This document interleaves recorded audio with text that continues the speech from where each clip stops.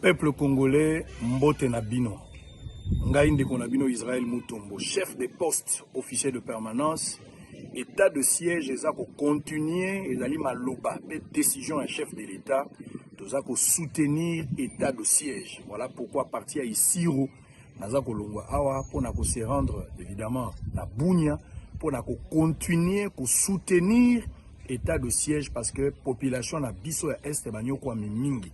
Alors motowe azwili kanisi pour te asilisa pasi ou elelisi ba congolais moto akotelemela yango il faut ebisa biso soki yende azali complice na bato babande ko bundisa biso to azali congolais pour soko azali congolais na message à chef de l'État nous devons être unis comme un seul homme pour que to bouter monguna libanda et permettre mboka ezonga na kimia moto nyonso na Congo asepela pour sans kimia to ko kenda liboso te wana information à liboso esengeli boyeba po na uti nzela mulai na uti ko banda bute nani Kampala na yaki na Aru na yaki na Durba na zalaki na Wacha na zalaki na Mungwere awa nazana isiro ndenge naza koloba. Donc je vous confirme officiellement que Tokolongwa na Bunya justement pour pouvoir soutenir les FARDC. Deuxième information, il y a un document, ils ont circulé dans les réseaux sociaux et bimi l'après-midi awa, ils ont ça la état, il y a interdiction, il y a quelques personnalités politiques pour te babima libanda yamboka.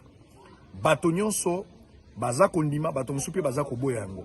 Je viens ici, je prends mes responsabilités en tant que leader d'opinion, en tant que journaliste d'investigation, chef de poste de Sango Bino Boyo Kaka.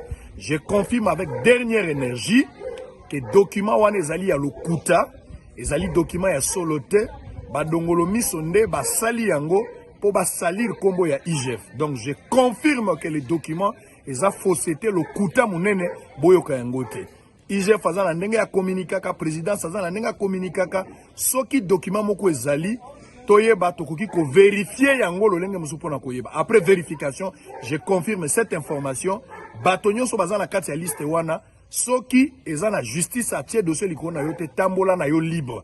Matata ba bengi ye, processus ezali ndenge ko salama, mais bato mususu ba bengi bango na note. Lokuta monene bondi ma document wana te na pesi bino mbote, soki na silisi na Bunya na kozonga Kinshasa tokumonana kimia na maboko na bino tombola maboko place ozali. Bye bye.